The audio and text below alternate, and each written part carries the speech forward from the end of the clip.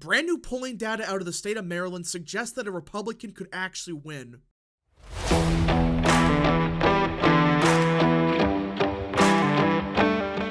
What is up, people of the internet? It is me, Real American, back again with a new video. Today, it is time to talk about the 2024 Maryland Senate race because everyone, a brand new poll was just released out of the state of Maryland, and boy oh boy, is it bad for Democrats. Because Larry Hogan is not only leading, not by like 1 or 2 points, he is beating both Alsobrooks and David Trone by double digits. You know, the two main Democrats running. This is a Biden plus 30 state, and according to this poll, a Republican is on pace for victory, not by a little bit, but by double digits. Now, before I continue with today's video, I hope you enjoy these type of videos. If you do, smash the like button down below, subscribe, share with your friends, hit that little bell, follow the social media accounts in the description down below, and of course, join the channel today. Again, folks, all support is greatly appreciated. And, yeah. Now, let us get into it because this is just stunning.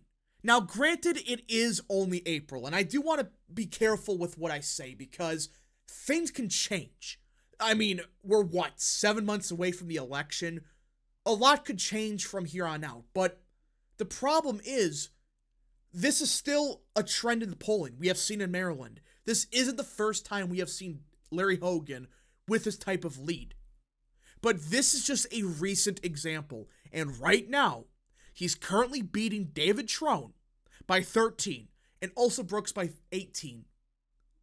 This is a Biden plus 20 state, or not even 20, Biden plus 33. And he's up by 13 to 18 points. I don't care what amount of cope some Democrats push, this is pathetic. Absolutely pathetic numbers by the Democrats. I mean, if you're talking about a 10-point victory in Maryland, that's a landslide for a Republican. Now, I do want to talk about this race because Republicans do have an opportunity to pull something off here. It's very unlikely. Like I said, do not spend $500 million on the Republican side on this race. Because yes, the polling right now is very good for Hogan. But it's super early. We are in April. We're 7 months away from the election, and things can change a lot. You don't know if a scandal would hit Hogan somehow, something crazy happens with David Trone or Alsobrooks, but right now, no amount of coping by Democrats can deny this. Hogan's winning. Not by 1 or 2 points, not by just a few. He is winning by a landslide against either Alsobrooks or Trone.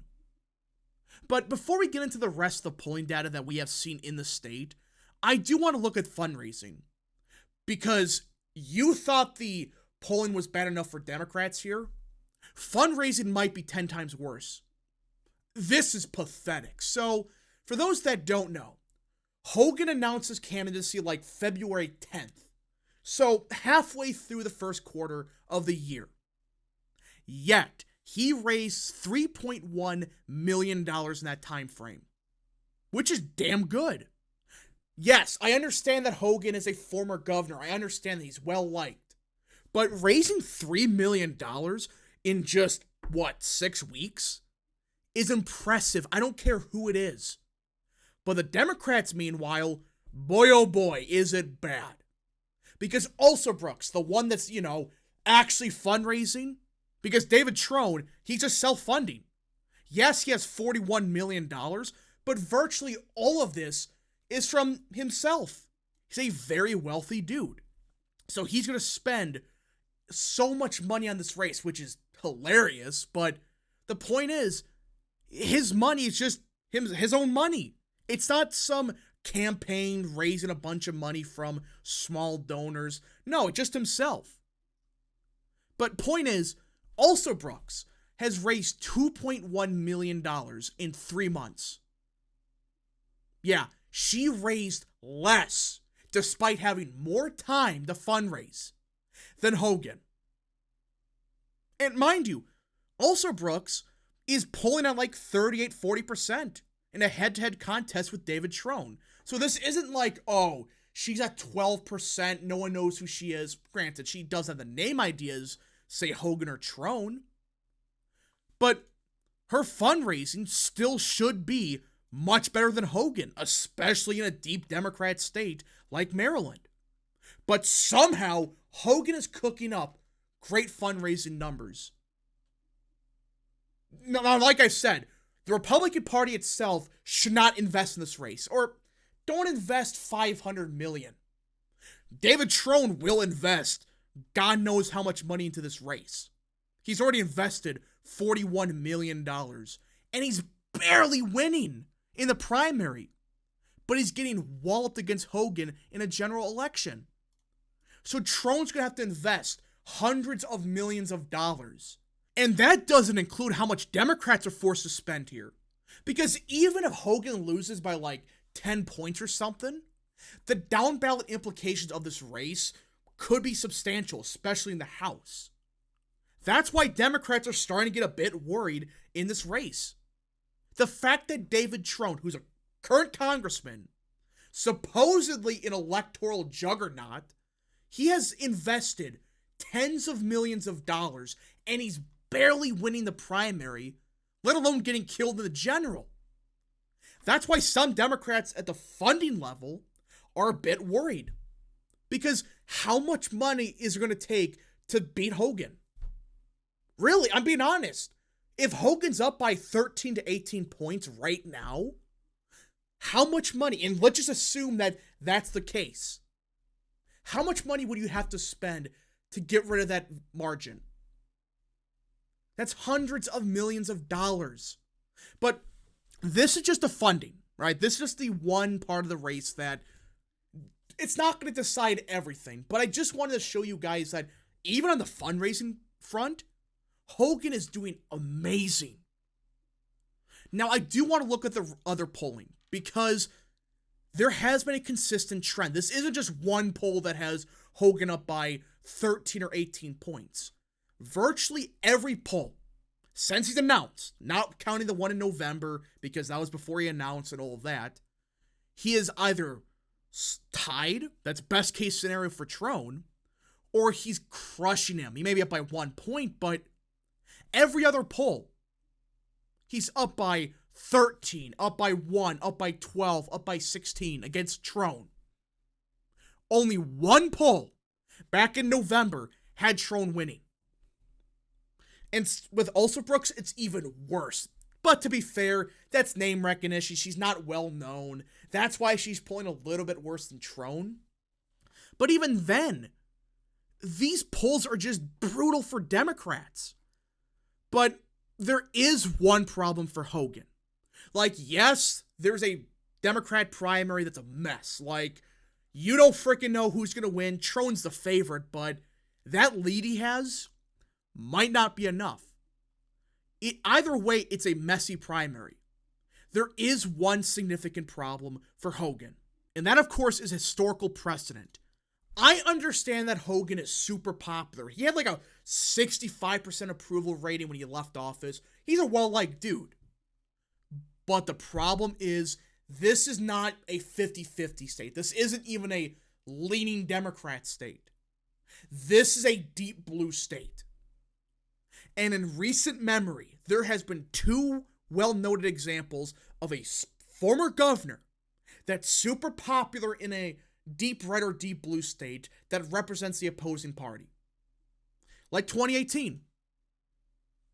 This proves that just because you run a popular governor in Phil Bredesen, he was super popular, he was a Democrat, and everyone thought, well, this is a blue wave. That means there's a chance that Democrats can win in Tennessee. He lost by 11. But scroll down here, and you notice something very interesting with the polling. Bredesen, early on, was winning. Now, to be clear, a lot of these polls were just a 1-point victory, 3-point victory, 3, 6, etc. They didn't show him winning by 30 or 15 or whatever. There were a couple here and there, but some of the polls had him only up by a couple points. Hogan, you look here, He's up by, 13, 1 point, 12, 16. It's tied. So it's slightly more than the lead Bredesen had back in 2018, at least according to the polls early on. He was up by a little bit. When you average it all out, he's up by let's say 5 points. Same thing happened in 2020 with Steve Bullock. Popular governor, right? He is well liked in Montana. In fact, he was the current governor of the state. He lost by 11. Scroll down here. He had at best, 7-point lead. He was barely winning even early on. But still, they had him ahead of Steve Daines, who was the incumbent senator. Notice a trend. Both of these races had the same thing occur, that the polling early on favored the super popular, Democrat governor in a deep red state. But later in the cycle, it flipped. And they ended up losing by double digits. That's the one problem Larry Hogan has in this race. Just history. You're not talking about a D+5 state. You're not talking even about D+10 or 20. This is a state that Biden won by 33 points. Much more Democrat than Tennessee is Republican. Same thing with Montana. Yeah, they're deep red states, but R+15. Tennessee is R+23. Maryland, D+33. So not only is Maryland much more Democrat than Tennessee is Republican, but Hogan has to deal with historical precedent in the polling. This is not just a one-off occurrence in Montana. We have seen this so many times. These are just recent examples of a super popular governor such as Steve Bullock in Montana running for the Senate seat, leading early on, but then crashes and gets crushed. And the big reason for that is simple. Polarization. This isn't a governor's race, and that's what most people don't understand. When it's a governor's race, it's less polarized. I mean, look back at 2018 in the Maryland governor's race. Look at Montgomery County. Hogan lost it by 10. Just for context, Biden won this county by 60 points. That's a 50-point swing. Do you really think Hogan can pull that off in a Senate race? I don't think he can. Look at Baltimore. He got 32% or 31.6. Let's just say 32 in Baltimore City. Trump got 10.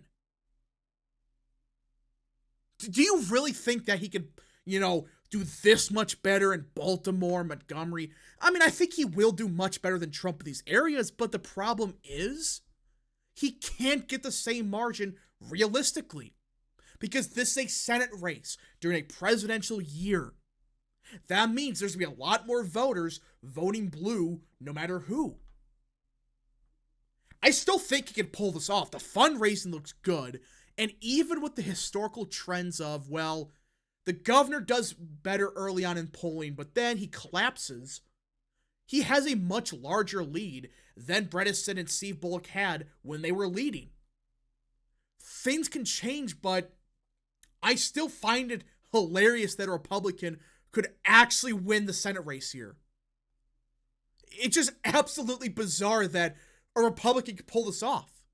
Again, Hogan's not going to be a super conservative guy, but you would much rather have a 50% Republican in Maryland than a hack like David Trone, who's going to vote Democrat 100% of the time. But anyways, folks, thank you so much for watching. If you guys did enjoy this video, smash the like button down below, subscribe, share with your friends, hit that little bell, follow the social media accounts in the description down below, and of course, join the channel today. Godspeed to all of you.